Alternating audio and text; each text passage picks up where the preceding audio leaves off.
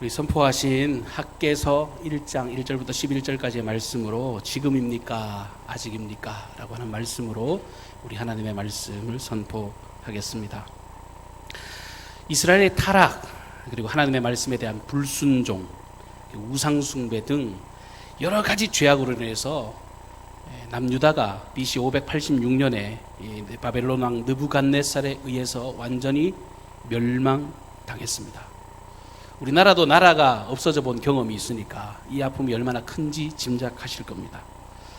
남유다의 멸망은요, 하나님의 사랑 속에서 번영을 누렸던 이 다윗 왕가의 완전한 몰락을 의미하는 것이었고, 그리고 하나님께서 선물로 주셨던 땅, 약속의 땅, 그 땅을 완전히 상실해버린 이야기였고, 또 하나님의 임재와 하나님의 그 거룩함의 상징인 이 성전의 파괴를 의미하는 아주 충격적인 일이 아닐 수가 없었습니다. 바빌론 땅에 포로로 끌려가서 70년간 그 지내는 그 백성들의 마음이 어떻겠습니까? 백성들은 날마다 우리가 하나님 앞에 조금 더 잘할 걸, 우리가 하나님의 말씀에 순종하며 살아갈 걸, 하나님의 말씀에 범죄하였던 자신들의 과거를 뼈저리게 후회하는 마음으로 모든 백성들의 마음이 가득 차 있었고, 더불어 하나님의 약속과 이스라엘 백성들의 그 영적인 중심지였던 그 하나님의 성전을 그리워하는 마음에, 날마다 사모하는 마음에 이들의 마음은 늘 사모하고 회복을 기대하는 마음이 간절했더랬습니다. 징계의 시간, 하나님께서 미리 예고하셨던 그 70년의 포로의 생활이 끝이 나고, 이 BC 538년에 이 바사왕 고레스의 칙령에 의해서 그들은 고국으로 돌아갈 수 있게 되었습니다.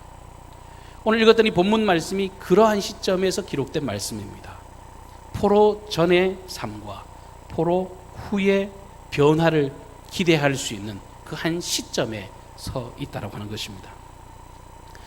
바벨론 포로에서 돌아온 백성들은 순차적으로 이렇게 귀환했기 때문에 적은 숫자였습니다. 적은 무리였지만 그들이 제일 먼저 행한 일이 뭐냐 하면 참된 복과 영원한 평안의 중심지였던 하나님의 그 임재와 하나님의 그 거룩함의 상징이었던 이 하나님의 성전을 재건하는 일을 가장 먼저 진행했습니다. 기대감을 잔뜩 가지고 성전 건축을 시작했습니다. 그런데 어려움이 다가옵니다. 에스라 4장 말씀에 보시면 이 사마리아인들을 포함해서 여러 사람들의 반대와 여러 사람들의 어떤 부정적인 일들로 통해서 여러 아픔과 어려움, 그런 좌절을 경험하게 됐습니다. 사람이 위기를 경험하고 어려움을 경험하니까요, 마음이 흔들리기 시작하는 겁니다. 처음 가졌던 그 그리운 마음, 처음 가졌던 그 기대감, 이런 것들은 점점점 사라지기 시작했고 그 마음이 실망감으로 바뀌어져 가고 있었습니다. 사마리아와 주변 민족들의 방해, 그리고 왕이 바뀌는 그런 정치적인 격동을 겪으면서 그렇게 야심차게 시작했던 그 성전 건축을 무려 16년간이나 중단하고 그것을 진행하지 못하는 사태를 경험하게 됐습니다.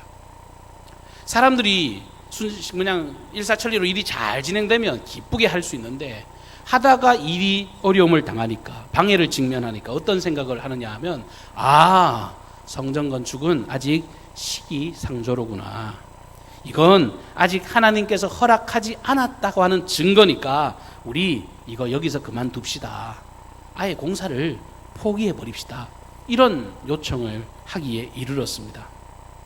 거기다가 백성들의 삶까지 퍽퍽해지고 어려워지다가 보니까 성전 건축 애시당초 없었던 일로 합시다, 이런 분위기가 백성들 사이에 만연해 버렸습니다. 바로 이런 시기에 오늘 성경에 기록하고 있는 시기, 다리오 왕 2년 6째 달 초하루에 하나님께서는 학개 선지자를 통해서 그의 입술을 통해 하나님의 말씀을 전해 주셨습니다. 하나님의 마음을 담은 이 학개 선지자는 큰 소리로 이 백성들을 향해서 외칩니다. 이 성전을 재건하는 공사는 반드시 이루어야 될 일이고, 이토록 오랜 세월 지연되게 된 것은 지금 사마리아와 주변 민족들의 문제가 아니다. 이렇게 오랫동안 성전 건축이 중단된 이유는 오히려 이 백성, 이스라엘 백성들의 죄악 때문이라고 이 학계는 선포하고 있습니다. 겉으로 드러나는 이유는 여러 가지 어떤 외적인 문제, 여러 가지 어떤 상황적인 문제라고 보여지지만 실상은 내면적인 문제가 더 큰 문제라고 판단을 하고 그들에게 영적인 갱신을 촉구하고 나서고 있습니다. 백성들을 향해 말합니다. 이 성전 건축의 지연은 하나님에 대한 너희들의 무관심에서부터 비롯된 것이다 라고 아주 강력하게 천명하고 있습니다. 사실이 그렇습니다. 본래 하나님께서 이 포로 70년의 세월을 지나고 그들의 회복을 주시고 이 성전 재건을 바라셨던 하나님 아버지의 마음이 뭡니까? 그들에게 그 기회를 다시금 열어주신 하나님의 마음은 그냥 단순히 건물 짓는 일이 아니었습니다. 그 성전을 통해서 이스라엘을 향한 그 하나님의 그 신앙, 하나님을 바라보는 그 절대적인 신앙을 되찾고 새로운 믿음의 결단을 하도록 그들에게 복을 주시기 위해서 이 성전 재건을 그들에게 허락해 주셨던 것이었습니다. 하지만 이스라엘 백성들은 지금 자기들이 누리고 있는 삶의 안락함과 평안함에 빠져서 자기의 그 쾌락에 빠져서 하나님의 일에는 무관심한 상태였고 바로 이 점이 하나님 앞에 크나큰 죄악이다라고 이 학계의 입술을 통해 하나님은 말씀하고 계십니다. 여러분 본문 4절 말씀입니다. 이 성전이 황폐하였거늘 너희가 이때에 판벽한 집에 거주하는 것이 옳으냐. 하나님의 집은 황폐했습니다. 무너져 있습니다. 다 망가져 있습니다. 그런데 백성들은 판벽한 집에 거주했다라고 기록합니다. 여기 판벽이라고 하는 것은 판자촌에 살았다는 이야기가 아닙니다. 아주 고급 자재의 좋은 시설의 내장재를 갖춘 그런 집에 살고 있었다라고 하는 겁니다. 판벽한 집, 좋은 내장재를 두른 집에 너희들이 살고 있구나. 내 외부를 장식하기 위해서 대리석을 덧대고 요즘으로 말하면 최고급 실크 벽지를 두르고 최고급 수입 원목으로 두르고 여러 가지 것들을 화려한 어떤 사이딩 재료를 가지고 집을 아름답게 장식한 그런 상태의 백성들이 살아가고 있었다라고 하는 겁니다. 실제로 이스라엘 백성들의 삶과 이 무너진 황폐한 이 하나님의 성전은 너무나도 대조적인 모습의 상태였습니다. 자기들은 화려하고 웅장한 집에 살고 있었지만 하나님은 황폐한 정말 무너진 그 성전 안에 거하고 계신 겁니다. 그들은 하나님보다도 자기 자신들을 먼저 위하고 생각하며 살았던 것입니다. 이스라엘 백성들에게 있어서 성전이라고 하는 공간은 그냥 건물의 개념을 넘어서는 거죠. 이스라엘 백성들의 영적인 중심지였습니다. 그들은 과거 광야 생활을 할 때도 이 성막을 중심으로 해서 늘 살았어요. 성막을 바라보고 살았고 성막을 중심으로 해서 늘 살았습니다. 솔로몬이 지은 성전도 마찬가지였습니다. 고정된 곳이었지만 그들의 영적인 것들을 책임지고 그들의 삶의 전부였고 목적이었고 그들의 살아가는 유일한 이유가 하나님의 성전이었습니다. 그 성전에서 하나님을 대면하여 바라봤고 하나님께 예배드리면서 내 삶의 전 주권이 오직 살아계신 하나님 아버지께 있음을 늘 고백하며 살았습니다. 그런데 그 성전이 황폐해 있습니다. 그 성전이 망가져 있습니다. 입술로는 70년 세월을 지내면서 우리가 성전이 너무너무 그립습니다. 그 성전이 다시금 회복됐으면 좋겠습니다. 말은 했지만 그 실상은 드러나는 열매는 오히려 성전 후순위에 밀려 있었습니다. 자기 삶의 후순위 저 멀리에 하나님의 성전이 밀려 있었던 것입니다. 차일피일 핑계로 성전 건축을 미루었지만 그동안에 자기들은 먹을 거 먹고 자기들 입을 거 입고 자기 집을 건축하는 데는 열중했다라고 성경은 지적하고 있습니다. 이거 하나만 보더라도 다른 어떤 문제를 다 집어치우고 이거 하나만 보더라도 그들이 하나님을 예배하는 일을 별로 소중하게 생각하지 않았다라고 하는 것을 능히 짐작할 수가 있습니다. 하나님을 경외한다는 것은 그저 빈 껍데기에 불과한 종교적인 행위에 불과했다는 것을 그들이 삶으로 증명해내고 있는 것입니다. 그들의 삶의 중심은 하나님이 아니라 오직 자기 자신이었습니다. 자기를 우상 삼고 자기가 하나님 되어서 살아가는 인생의 모습이었다는 거죠. 여러분, 미국이라고 하는 나라를 기억하시면 그 나라의 출발을 여러분 많이 들어서 알고 계실 겁니다. 미국이라고 하는 나라는 신대륙을 발견한 새로운 사람들에 의해서 세워진 나라입니다. 바로 청교도들에 의해서 세워진 나라죠. 이 청교도 신앙을 가진 사람들은 어떤 사람입니까?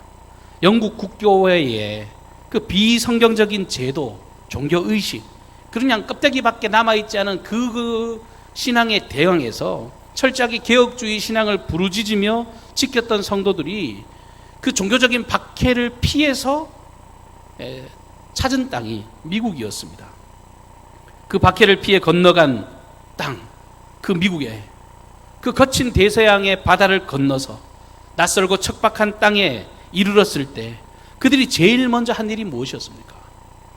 청교도인들이 그 새로운 땅, 미지의 땅, 두려움의 땅, 그들이 그 땅에 발을 디디고 제일 먼저 한 일은 다름 아닌 하나님의 교회를 세우는 일이었습니다. 역사가 그것을 증명하고 있습니다. 하나님의 교회를 먼저 세웠습니다.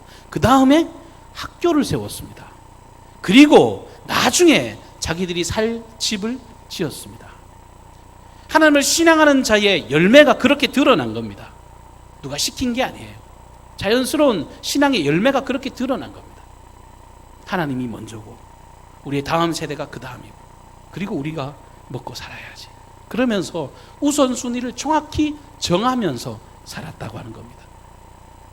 예수님께서 마태복음 6장 33절에 이렇게 말씀하십니다. 너희는 먼저 그의 나라와 그의 의를 구하라. 그리하면 이 모든 것을 너에게 더하시리라. 이게 하나님의 법칙입니다. 너희는 먼저 하나님의 나라를 먼저 구하고 하나님의 의를 먼저 구하는 것, 그러면 나머지의 모든 것은 보너스로 너희가 다 형통함을 경험하게 될 거라고. 이후에도 너희가 무엇을 먹을까, 무엇을 입을까, 무엇을 마실까 염려하지 마라. 하늘 아버지께서 너희들에게 공급하시면 그게 다 너희들의 것이 될 거라고. 예수님은 그 우선순위에 대해서 분명히 말씀해 주십니다. 근데 오늘 읽은 이 하나님의 말씀 안에 이스라엘 백성들의 삶은 그렇지 못했습니다. 이 우선순위에 병이 들어 있습니다. 이런 영적인 불순의 동기들, 이런 하나님을 향한 어리석은 이 생각들이 그들의 삶의 위기와 어려움을 초래하게 되었습니다. 6절 말씀입니다. 너희가 많이 뿌릴지라도 수확이 적으며 먹을지라도 배부르지 못하며 마실지라도 흡족하지 못하며 입어도 따뜻하지 못하며 일꾼이 삭슬 받아도 그것을 구멍 뚫어진 전대에 넣음이 되느니라. 여러분, 하나님의 시각과 백성의 시각이 완전히 달라요. 백성들은 어려워서 못하겠습니다, 힘들어서 못하겠습니다, 우리가 정말 형편이 어려워서 못하겠습니다라고 말을 하는데 하나님은 아니에요. 그거 아니잖아. 너희들이 힘들고 어려운 것이 아니라 너희들이 지금 그 행위 때문에 너희가 이런 처지가 된 것이라고 완전히 다른 말씀을 하고 계시다는 겁니다. 하나님의 영광을 추구하지 않는데 어찌 너희가 복받기를 기대하느냐라고 말씀하고 계십니다. 하나님의 영광을 드러내지 않는데 너희들이 아무리 노력해도 그것은 구멍 뚫린 그런 독에 불과할 것이라고, 깨어진 독에 불과할 것이라고 하나님 그렇게 말씀하고 계십니다. 우리의 모든 것을 감찰하시는 하나님께서 7절에 이렇게 말씀하십니다. 너희는 너희의 행위를 살필지니라. 너희는 너희 스스로를 돌아보라는 겁니다. 하나님 앞에서 신앙인으로서, 하나님의 자녀로서, 하나님의 백성으로서 너희의 삶이 어떠한지 돌아보라는 거예요. 너희들의 행위를, 너희들의 생각이 어떤지, 너희들이 주님을 향한 실제적인 열매와 행동이 어떠한지 그것을 돌아보고 살피라라고 그렇게 말씀하고 계십니다. 여러분, 성경에서 말하는 성전, 이것은 단순히 건물이 아닙니다. 성전 건축은요, 내외적인 건축을 모두 다 포함하고 있는 내용입니다. 여러분, 처음에 솔로몬이 성전을 지었습니다만 그 첫 마음은 그의 아버지 다윗으로부터 출발했지 않습니까? 다윗이 하나님의 성전을 지어드려야 되겠다고 생각했던 첫 동기가 뭡니까? 세상의 열강의 왕들은 어떤 부와 명예와 권력을 가지면 자기가 스스로 신이 되어서 자기를 위한 신전을 짓고 자기가 마치 세상의 모든 것을 다스리는 것처럼 자기의 영광을 위해서 그런 신전을 건축합니다. 근데 다윗은 처음부터 달랐습니다. 내 인생의 주관한 자, 내 인생의 진정한 복을 허락하신 분, 그 하나님 아버지를 생각하니까 늘 마음이 아파요.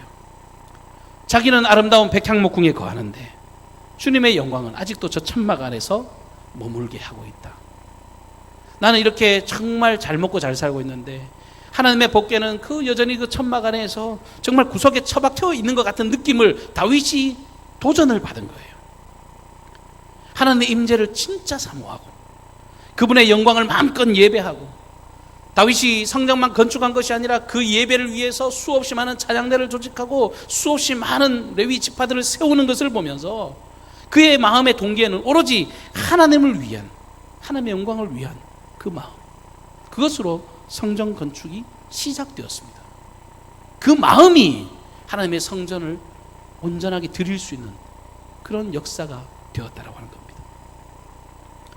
과거 한국 교회는요 70년대 이후에 아주 급성장합니다.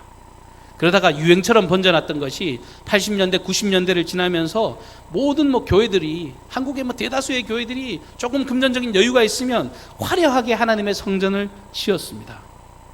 오늘날 이 과거를 회상해 보면 그런 것들이 부정적인 열매로 많이 나타나고 있다는 것을 부인할 수는 없습니다. 그저 화려함만 추구한다면 그 화려함 뒤에 묻혀 진정한 예배는 사라지게 되는 것입니다.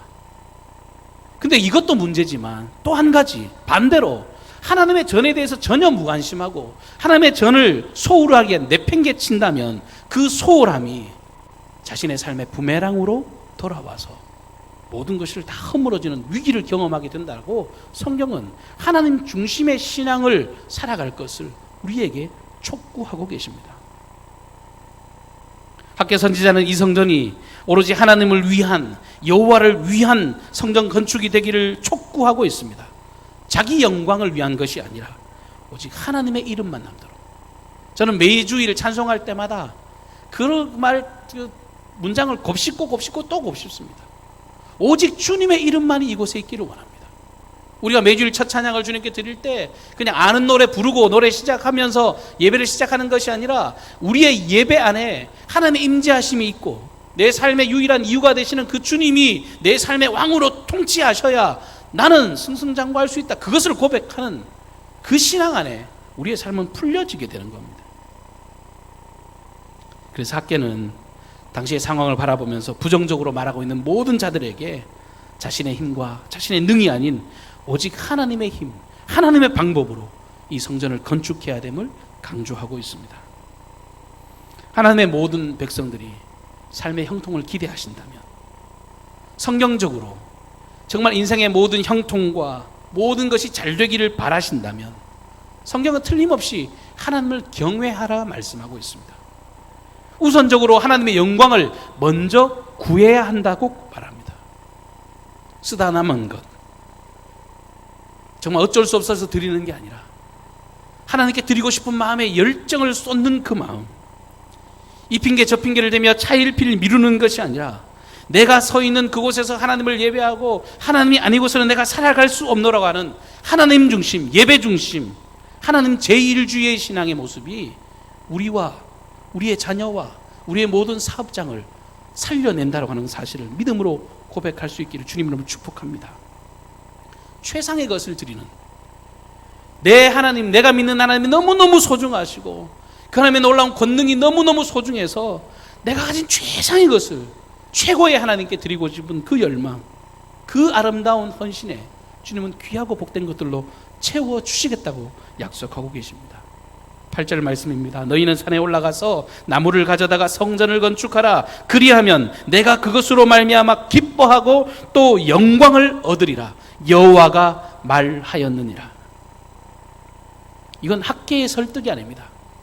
학개의 선지자가 어디 가서 정말 웅변을 배워가지고 정말 논리정연하게 이렇게 이야기를 하면 사람들의 마음을 흔들 수 있겠다. 그의 설득과 그의 논리가 아니라 지금 학개가 선언하고 있는 말씀은 준엄하신 여호와 하나님의 말씀이십니다. 하나님의 명령이세요. 성전을 건축하면 내가 그것으로 말미암아 기뻐할 거라고. 내가 너희들의 그 중심을 바라보면 내가 기뻐할 거라고. 내가 영광을 얻을 것이라고 하나님이 친히 말씀하고 계십니다. 사랑하는 성도 여러분, 우리 교회는요, 그냥 객관적으로 봤을 때 좀 어리석은 일들을 우리가 지금 하고 있을지도 모르겠습니다. 매우 어렵고 힘든 시기에, 코로나로 전 세계가 시끄러운 이때에 지금 뭐 한다고 이런 결정을 내렸는지 모르겠습니다. 우리가 지난 공동의회를 통해서 우리가 함께 한 마음으로 결정을 했습니다. 본당의 누수공사, 이 엘리베이터를 설치하기 위한 일을 우리가 함께 결정했습니다. 저는 그 회의를 진행하면서 그런 마음이 들었습니다. 모두 다 힘들 텐데, 어려울 텐데. 근데 작은 동기들이 있는 것 같아요. 선한 하나님의 마음이 있는 것 같습니다. 하나님의 전을 사모하고 하나님의 어떤 중심으로, 하나님 중심으로 살아가는 그 신앙의 고백이, 저는 이런 결의를 저는 내렸다라고 저는 믿습니다. 여름 장마가 지면요, 찬양대 머리맡으로 물이 한 방울씩 두 방울씩 뚝뚝뚝 떨어집니다. 계단에 세워진 그물로는 작년에 보니까 무슨 폭포수처럼 물이 베어져 나오더라고요. 아무리 우리 교회가 예뻐도 비가 셀 때는 참 흉물스럽게 짝이 없습니다. 건물 속에 물이 잔뜩 베어 물고 있다가 비가 그쳐도 벽돌에 먹은 물이 거의 한 보름은 계속 새어져 나오는 것 같습니다. 비가 그쳐도 물은 계속해서 베어 나왔습니다. 그리고 어르신들 매주일마다 예배당에 나와 계시는데, 저는 나중에 세월이 지나면요, 요 자리에 앉아 계신 분들이 그리울 것 같아요. 진짜 그리울 것 같습니다. 매주일 하나님께 예배하겠다고 이토록 가파른 계단을 매주일 오르내리십니다.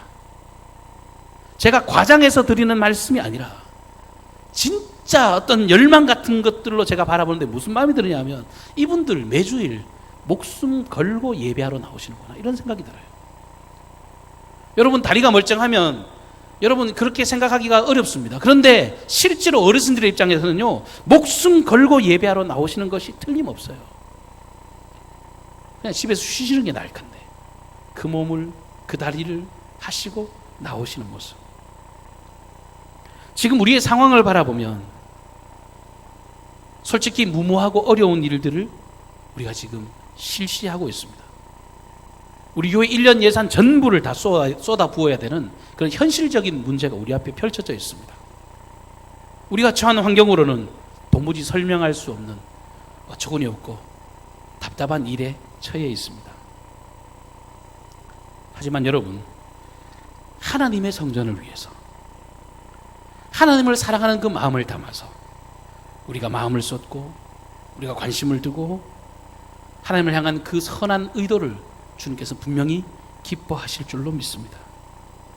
단순히 건물 건축하는 그 일을 넘어서 내 인생을 교회 중심으로 살겠습니다. 내 인생을 하나님 중심으로 내가 살겠습니다. 내 인생을 오로지 하나님의 말씀 중심으로 삶의 우선순위를 주님의 전에 내 마음을 두고 살아가겠습니다라고 하는 그 열정과 마음을 주님께서 기뻐 받으실 줄로 믿습니다. 우리가 믿는 하나님은 그런 분이세요. 우리의 중심을 아시는 분이라고요. 우리가 어떤 열망으로 시작했는지, 어떤 동기로 이 모든 일들을 추진하고 있는지 주님이 아신다고요. 하나님이 기뻐하신답니다. 오늘 말씀 앞에서 설교 제목을 정하는데 이런 마음이 들더라고요. 하나님께서는 지금이라 말씀하십니다. 근데 우리가 삶에 여러 가지 함몰려 있다가 지금 하라는 그 말씀을 아직이라고 대답하고 있지 않은가, 제 스스로를 돌아보게 되었습니다. 여러분, 그리스도인들은 누가 뭐래도요, 하나님은 은혜로 살아가는 사람들입니다. 하나님이 복을 주셔야 복을 누리는 것이고요, 하나님께서 길을 열어주셔야 열리는 것입니다. 제가 자주 말씀드리지만 저는 왜 제가 강경 땅에 와서 살고 있는지 이해가 되지 않습니다. 우리 애들이 못한다고 이 동네에 와서 살고 있는지 저는 설명할 방법도 없고 설명할 이유도 없고, 하나님께서 내게 줄로 지어준 구역에 제가 지금 살아가고 있습니다. 여러분도 아마 마찬가지실 겁니다. 하나님 은혜로 살아갑니다. 우리가 하나님 은혜로 강경 중앙교회 성도라고 하나님이 한 공동체를 형성하여 주셨고, 한마음 한뜻이 돼서 하나님 위해서 살겠노라고 그렇게 고백하며 이 자리에 모여 있습니다. 코로나가 이렇게 극심한데 매주일 나와 예배하고 이렇게 힘들고 어려운데도 주님을 정말 사모하고 기도하는 이 심정을 주님께서 어찌 복에 복을 더해 주지 않겠냐 말입니다. 하나님 중심의 신앙에서 멀어지면 여러분, 성경은 분명히 증언해요. 종이 됩니다. 포로가 되어집니다. 하나님 중심에서 멀어지면 종으로 살아야 돼요. 포로로 끌려가 살아야 돼요. 날마다 허덕이며 살아야 됩니다. 그들의 소산이 메마르고 창고는 비어갈 것이라고 말씀하십니다. 이스라엘 백성들의 삶이 그것을 증명해 냈습니다. 하나님의 구원, 하나님 회복해 하심, 그 은혜로 말미암아 우리가 살아가고 있는 저와 여러분들, 우리가 늘 하나님 성전 중심으로 살아가기를 주님의 이름으로 축복합니다. 성전 중심으로 한 마음을 모으기를 주님은 기대하고 계십니다. 제가 10년간 외치려고 좋은 교회를 넘어 위대한 교회로라고 하는 일기 사역의 목표를 내걸 때 진짜 그런 순수한 동기가 있습니다. 하나님의 교회는 원래 멋진 곳이에요. 하나님의 다스리심, 하나님의 질서 안에 있으면 모두 다 행복한 것이 정상입니다. 세속화되어지고 인간의 어떤 욕심들이 들어오고 인간의 어리석은 방향이 들어올 때 교회가 교회답지 못한 열매를 드러낼 수 있지만 복음에 충실하고 본질에 충실하고 하나님의 놀라운 임재 앞에서 엎드려 순복하는 자들은 반드시 위대하게 쓰임받는 하나님의 교회가 될 줄로 믿습니다. 함께 기도하고 적극적으로 순종하는 마음으로 실제적으로 함께 협력하는 그 행동을 통해서 하나님은 이 위대한 교회, 우리 강경중앙교회를 이루어 가실 줄로 믿습니다. 제가 2주 전에 포스터를 하나 내걸었습니다. 모든 사업의 첫걸음, 바로 기도라고. 저는 여러분을 선동하려고 저 문구를 내건 게 아닙니다. 사실이니까. 우리가 모든 일들을요, 기도로 준비해야 합니다. 여러분, 이 자리를 통해서 진짜 진심으로 부탁을 드립니다. 기도로 동력해 주시기를 부탁드립니다. 구체적으로 기도해 주시기를 바랍니다. 삶의 현장에서 일하시면서 여러분 교회를 위해서 기도해 주시기를 바랍니다. 하나님의 영광을 위해서 여러분 기도해 주시기를 바랍니다. 모든 성도들이 하나 될 수 있도록 하나님 물질을 채워주시도록, 좋은 시공사 만날 수 있도록, 공사 전반에 안전사고 없도록 도와달라고, 그리고 생각지도 못한 도움의 손길을 주님 붙여주시라고, 그렇게 기도하고 그렇게 하나님 앞에 우리가 접붙임 바 되어 있으면 하나님께서 친히 일하실 것입니다. 그리고 이 성전을 하나님께서 친히 지어 가실 줄로 믿습니다. 하나님 나라 아름다운 공동체로, 하나님 저와 여러분을 한 교회 한 공동체로 이스라엘의 영적인 총회로 우리를 세워주셨는데, 하나님 보시기에 아름다운 그런 능력 있는 순종이 따르는 그런 복된 저와 여러분이 되시기를 주님으로 축복합니다. 자비로우신 주님, 지금 하나님의 영광 안에서 아름다운 질서를 회복하라고 명령하시는 그 말씀 우리가 듣고 아멘으로 화답하게 도와주옵소서. 내 환경을 바라보고 여러 가지 조건들을 바라보며 아직이라고 머뭇거리고 있지는 않은지, 이스라엘 백성들의 이 미련한 모습이 우리 가운데 답습되고 있지는 않은지 우리를 온전히 돌아보게 하여 주시고, 세상보다 환경보다 하나님의 광대하심이 더욱더 똑똑히 바라보여지는 믿음과 능력을 우리 가운데 허락하여 주시옵소서. 위대한 교회, 우리 강경중앙교회의 60년의 역사를 가진 교회입니다. 숱한 위기와 어려움 가운데서도 기도하는 성도들, 헌신하는 성도들, 피눈물려 아버지를 이렇게 하지 말지 주님의 놀라운 말씀에 순종하며 지금까지 달려온 모든 이들로 통하여 하나님의 이야기는 쓰여온 줄로 믿습니다. 우리가 더욱더 아름다운 이야기를 써내려가게 하시고, 이 인근에 죽어가는 많은 생명들에게 하나님의 소망을 전하고 하나님의 놀라운 나라를 선포하는 믿음의 통로로 걸어갈 수 있도록 도와주옵소서. 이런 삶을 먼저 추구하며 살아갈 때 하나님께서 이 모든 것을 더해 주시겠다 약속하여 주셨사오니, 하나님의 생명과 권능을 온전히 체험하는, 정말 하나님으로 인하여 만족하고 기뻐하는 모든 성도들의 걸음 되게 하여 주시옵소서. 사람을 보며 세상을 볼 때 만족함이 없었지만 나의 주 나의 하나님을 바라볼 때 늘 기쁨과 찬송이 넘친다는 그 신앙의 고백과 감사와 찬송이 우리 입술에 떠나지 않도록 만복으로 충만히 채워 주시옵소서. 우리 앞날을 책임지시고 가장 환하고 밝은 길로 이끌어 가실 생명의 주님을 기대하옵고 예수님의 존귀하신 이름으로 기도하옵나이다. 아멘.